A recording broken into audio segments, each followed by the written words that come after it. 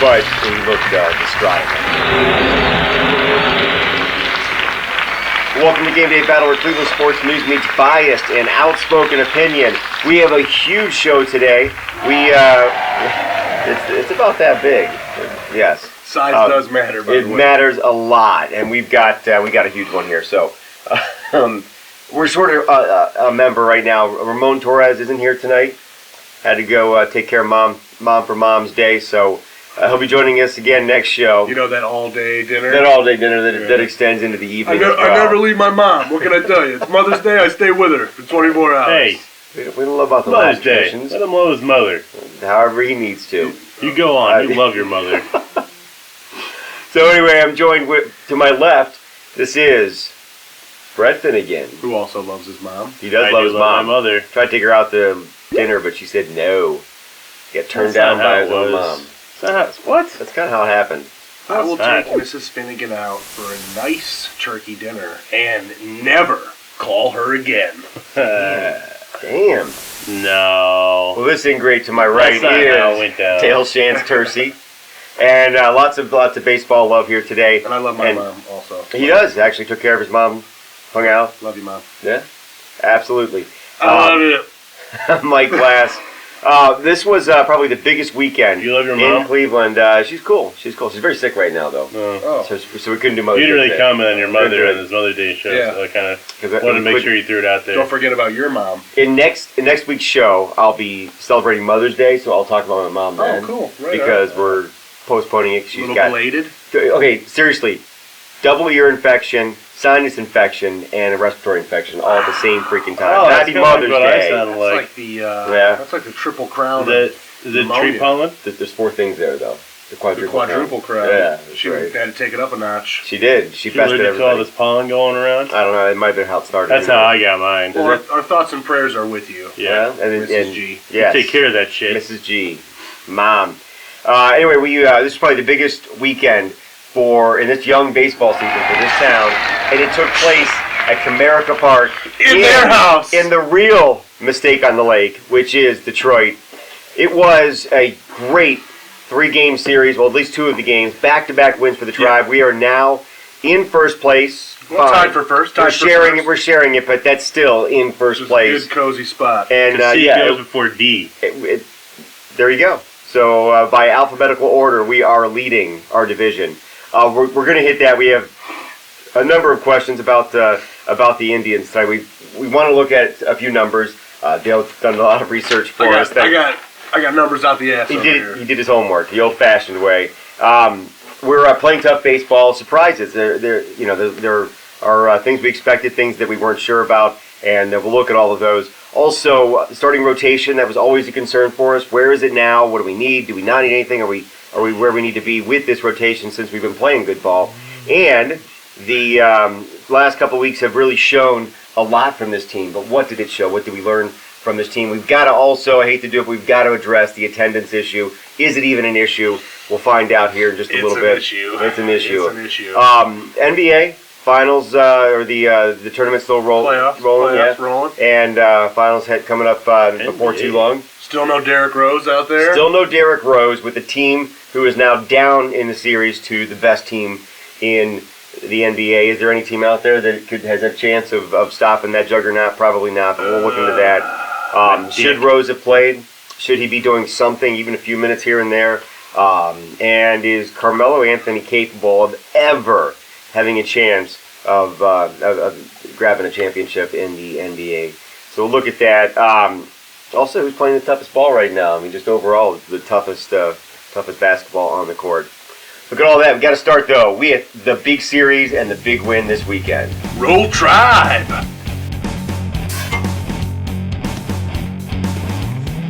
Game Day Battle is brought to you by Bamboozle's Restaurant and Lounge in Parma. They have the best drink specials anywhere. Seriously, buy one, get one free drinks. How often do you hear of it? You don't. They do it twice a week. Billy's mom makes the pasta sauce all the time, and the burgers, you simply won't find a better one. Check them out, bamboozles.com. Again, bamboozles.com. When you go there, tell them GDB sent you. And I love the fact that the win this weekend came on the heels of a very fun but lengthy debate with a bunch of you Detroit Facebook Game Day Battle Facebook fans. Yes. So we enjoyed that. It was colorful. It's a healthy banter. A very healthy banter. Part of it being an Alabama fan's concern about Roll Tribe, of course, taken from Roll Tide. Yeah, and they got the trademark on that shit. Come on, man. apparently, they think they do. So Obviously, we knew where it came from. I mean, we're not sports schmucks. You know what I mean? But it works. It works. It works and it's fun. And it's pissing off a Detroit-based Alabama fan. Doesn't that make it better? Typical Detroit fan rooting for Alabama. Typical. Oh yeah. So it was a good series, a good game today and yesterday. Overall, though, surprises. I mean, anybody even take the last couple weeks, but especially this last series, surprises sticking out. This series was our test. We were playing hot baseball, and it was nice to see us winning, and really excited to get Bourne back in that lineup with how everybody else was already playing. Yep. You insert your all-star in there, and really be able to take that to the next level. But this was our test, and we passed.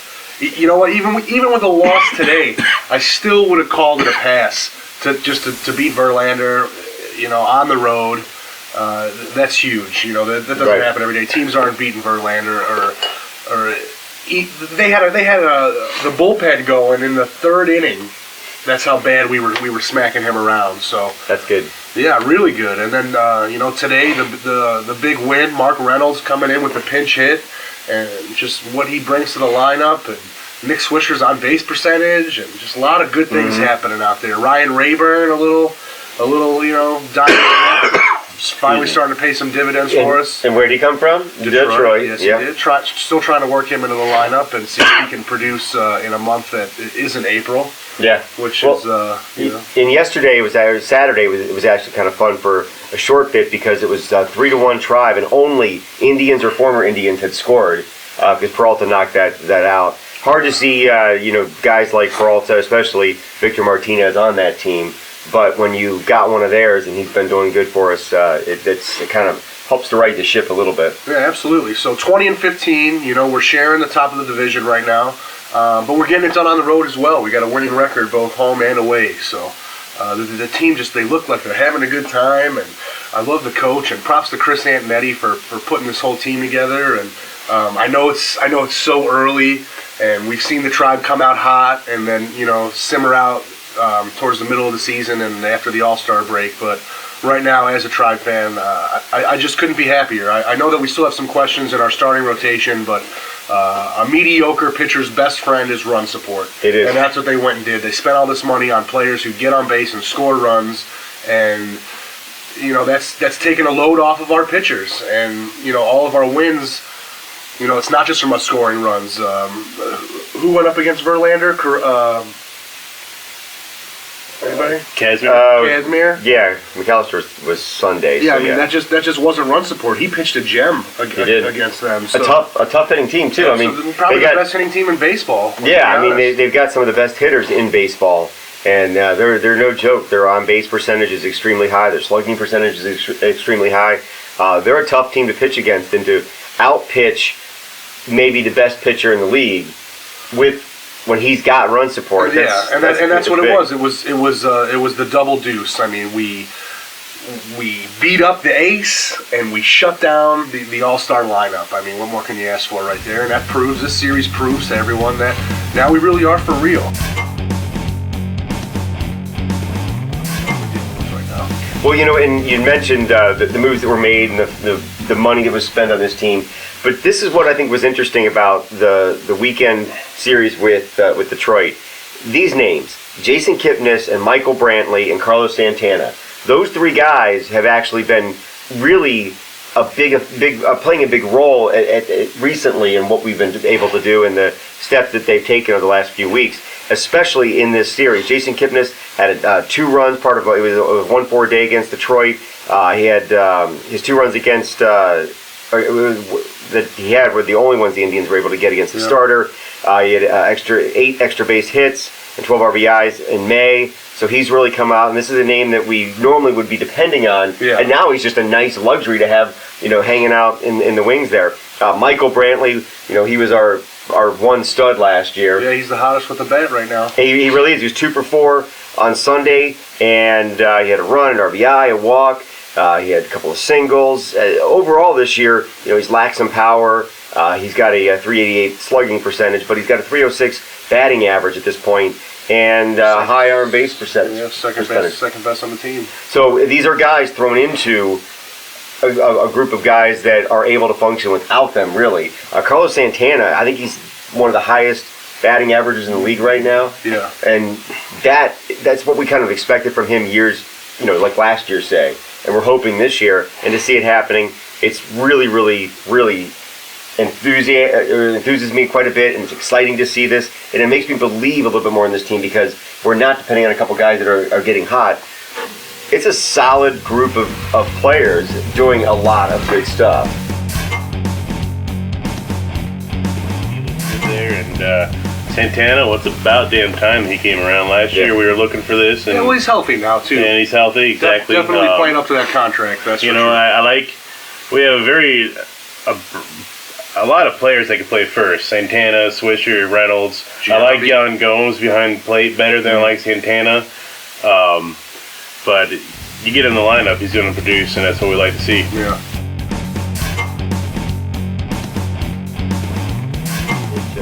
It should at that point. Well, what do you think? Obviously, the best stat is always a score. The number of runs that we get in. But if there was one stat that would show the biggest transition, or at least the biggest effect on the fact that they've won and they've done so well over the last week or so, what would you say that stat would be? I mean, we lead the league in home runs. Mm-hmm. So long ball. That's one thing we lacked last year was being able to clear the bases with the deep ball, and then now we have that. I mean, Mark Reynolds. I've known about Mark Reynolds for 6 years. I watched him in Arizona, and then he bounced around with another team, and he was always this strikeout king who could hit the deep ball for you. But I mean, he seems just like so much more than that now. I mean, he's quality. He's consistent. He's good under pressure. I was going to say that's the word. He's clutch. Clutch. Thank you. 11 home runs, 32 RBIs. I mean, that's league leading stats right there. So. Huge surprise from Mark Reynolds to come out and being able to produce like he can. And I'm also going to throw Nick Swisher in there as well because I'll admit this to you guys, but Nick Swisher, I hated him. Did you really? Throughout his entire career. He was one of those guys that I just could not stand. Personality-wise or play-wise? Just everything. Player-wise, personality-wise. That's funny. I didn't know he was a Buckeye until 2 years ago. So, I mean, that kind of changed my views on him a little bit. But I think he brought the swag to the team, is what I feel, and he's kind of like that veteran glue that the younger guys can attach to, and he's been around. He's played for the Yankees. He's been in many playoff series, and they're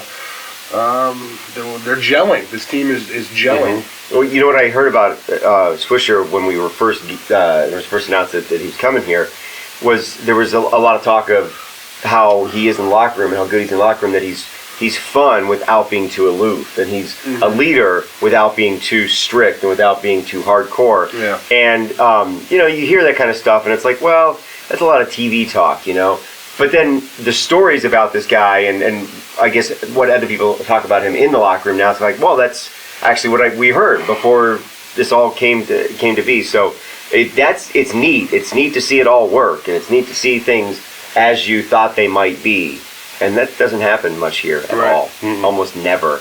So that's very cool. I think that for me, the most critical stat for us is only 3.4 runners average. They're in scoring position left on base. And that's one of the better teams in the league for that. And that's it. I mean, we're getting guys on base because we're second in on-base percentage. And yet we're not leaving them in scoring position. That's it. That's getting these guys in. That's moving them through and making good on the smattering of hits that you may get in a game. And that's how you win baseball games, is by getting base runners. That's the formula. Right. It's not contacting the ball, getting the hit, getting the home run. It's doing it when you've got guys on. It's keeping that inning going. It's the second out hitting that we get. Yeah. We get 2 outs and. Whoa! Stop. Okay. That's my stat. There you go. Yeah. Hit us, Brent. What do you got? Yeah, my favorite stat of this year so far is the 2-out stats for this offense that we have. I mean, with 2 outs, they're averaging 277. which is top in the leagues here.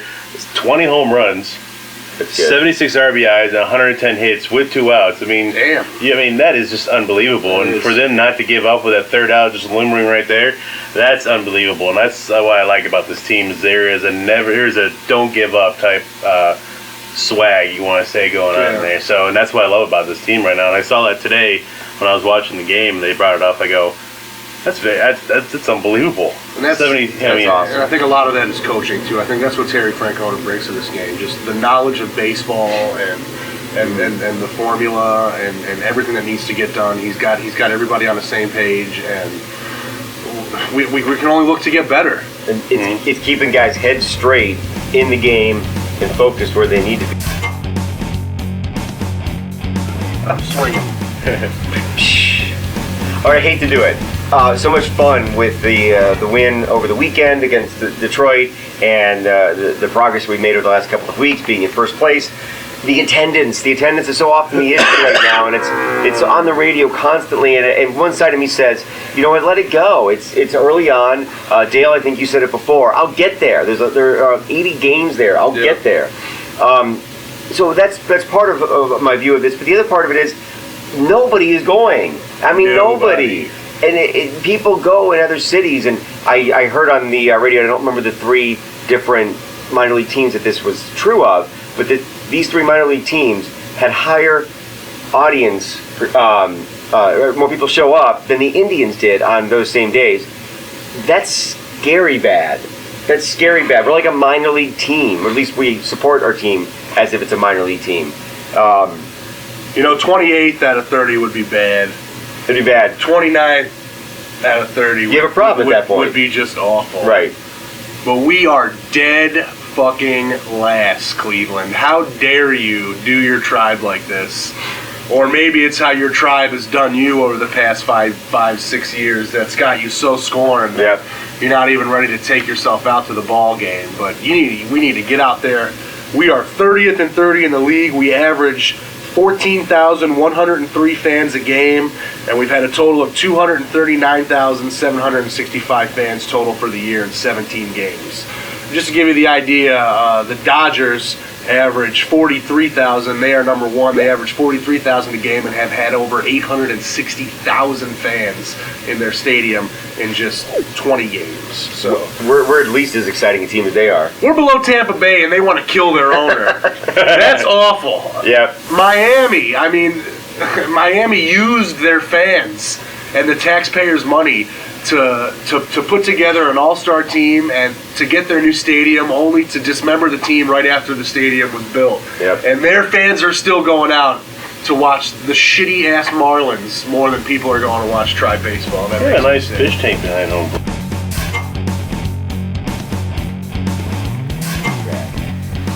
All right, the NBA playoffs in full swing, and no Kobe, no Westbrook, no D Rose, probably not at least, and no super teams left. Is there any Heat killer team out there?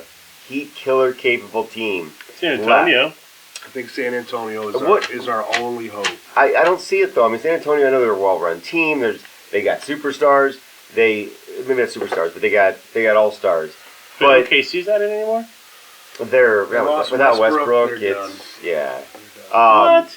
But I think the problem with OKC versus Miami is the same problem that I have with San Antonio against Miami and a lot of teams. You're not going to beat them in transition. You're not going to beat them by the perimeter. You got to beat them up to beat them. That's what the Bulls are doing right now. Well, exactly, and that's how you beat them. You get in LeBron's face. He's got a weak mentality. He didn't get a flopping call, by the way. Because he's LeBron James. Chicago's not going to beat the Heat. They probably won't even stand a chance, even if D Rose comes back. No, right. I'm not saying they'll beat him. I'm saying, but that's how you play them. I'm praying to God that the Memphis Grizzlies might be able to just. Well, that's exactly the one team that I think that they should fear the most, because that's the one team that they don't make any attempt to do anything other than just grind the fuck out of you under the basket. And not in a sexy way, dude. Oh. No. Yeah, it's bad. they beat you up, and they're a vicious, vicious team. And I have not been sold on this team ever until this playoff series. And they've been that team that I think is in that worst case situation. Never good enough to go any further. Nobody, no big star on that team. They can just put the team on his shoulders and carry them forward. And not bad enough, not bad enough to get the high draft picks to get that guy. Well, this could be their year to at least get to the finals, and this also could be the one team that might be able to just mess with LeBron's head enough. And props to a small market team too, if they can get over there. Yeah, they've been working for years now. For quite a few years, they've been at least flirting with the playoffs. Yeah. So is that it? Grizzlies? Is that what we're down to? Maybe the Grizzlies can do it. I mean, I said San Antonio could probably do it. The Heat's plane could crash. Come on, man. The Heat's plane could crash. Yeah, American Airlines are having trouble. If you say that and that happens, am I a suspect? Yep. Oh. That's how it works now. Put me on the terror list. Detain me without due process. Indefinite detention, all in the name of national security. The Heat would be protected. This tape will self-destruct in 5 seconds.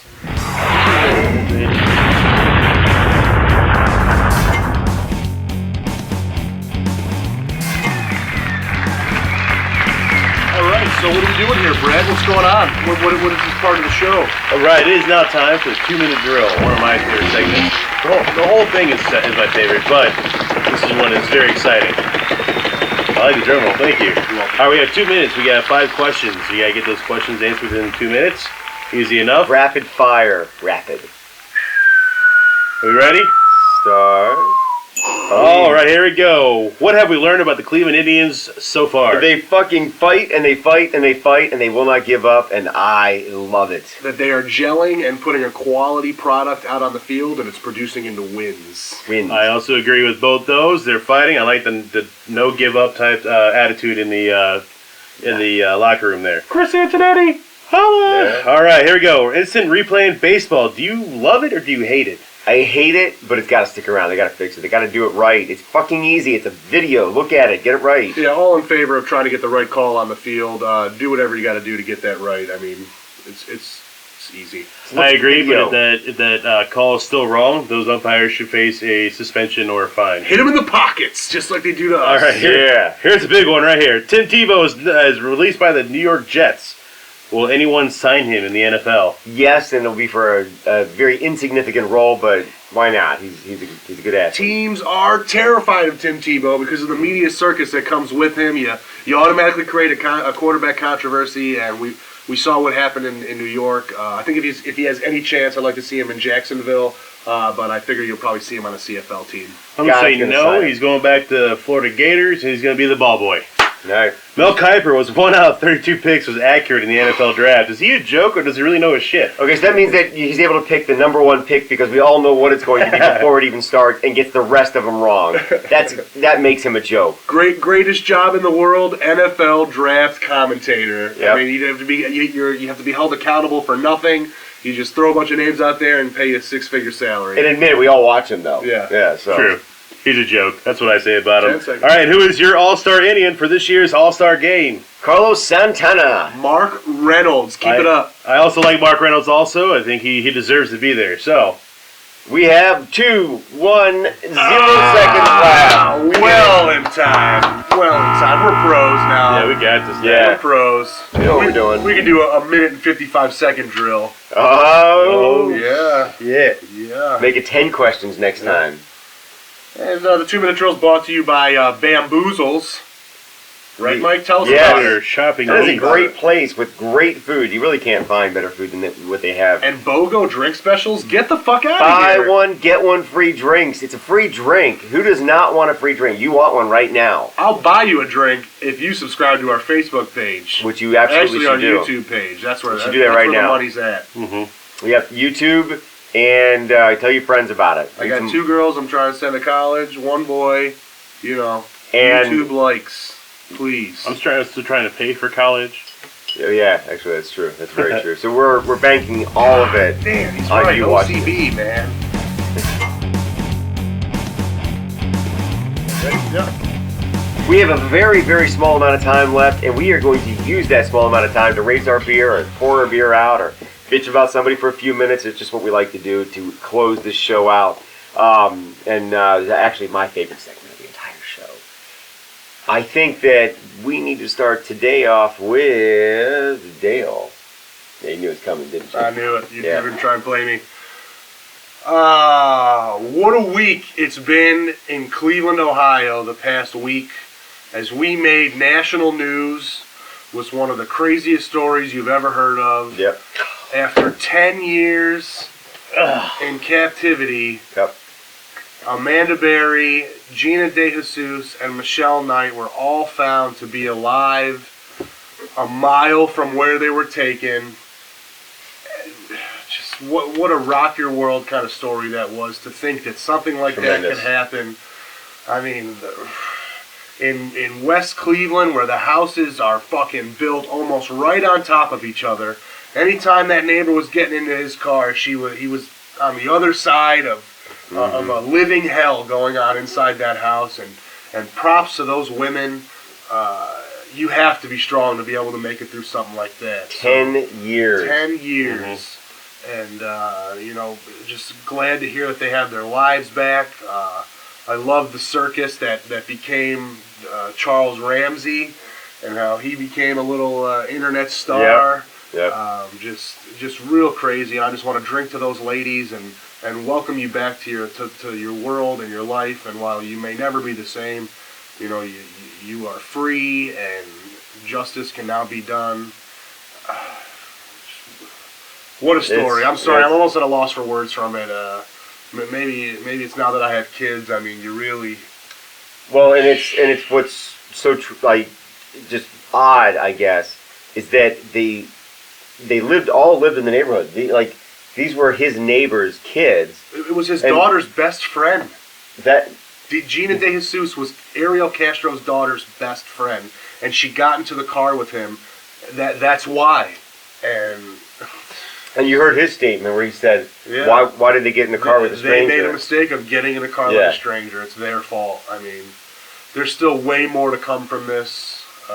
And what was his end game? I mean, 10 years? At some point he had to know. As you said, those houses are so close. Yeah. When I first heard about this, I pictured some big, huge house in the middle of nowhere out in Lorraine or something like that. This kind of shit happens. Yeah. Not right across the street from your neighbor, dude. It's ludicrous. It's odd. It's just for him to go to their vigils and go to their rally parties to look for these kids when he knew exactly where they were at. Yeah, he should have looked in his basement. He would have found them. At least some good news came out of that, and they're alive. You're here. Yep. Maybe they can try to put their lives back together. So here's to you, ladies. Yeah, here's to you. Welcome home. Welcome home. Best of luck. Yeah, way to be really serious, Dale. Now, what do we do? Hey, man, it's been a while since I've hit us with a little dose of reality. But like I said, that one was just really close to home and big. It was very big. Yeah, got to acknowledge it. Well, you got to follow that, Brett. I have two. One, I'm going to pour my beer out to Channel 5 News. Here it is. I'm not really going to pour it out. That's suckle. For posting the past of Charles Ramsey on their live news show and on Facebook and all that, and saying that arrest record and everything. Yeah, his record and everything, and shame on you. Why would? He's in a reform part of his life right now, where he's trying to make a good way for his life right now. And he just saved Amanda Berry's life and these three girls. Yeah. Hey, and this is what you're going to do to him? How dare you? It's in his past. He's the one who's trying to make his life a better part of his life right now, and you just throw it back in his face. So shame on you guys. And before you go to your next one, were you done? Were you done with that? Yeah, go ahead. I just want to touch on that too. Is not just Channel 5, but how the mainstream media made him popular and bringing him on the show. Sweet Brown was, and the auto-tune before him, that stayed on the internet. But then, once this guy started to pick up steam, they were putting him all over the shows. Good Morning America, everybody was trying to talk to him. He has a fucking interview with, who's that guy from CNN with the white hair? Wolf Blitzer? No, the younger guy, Anderson Cooper. Oh, yeah. He did a 4-minute interview with Anderson Cooper, and I almost feel like they were going after him. Just it's racism is what it was. They were trying to profile him,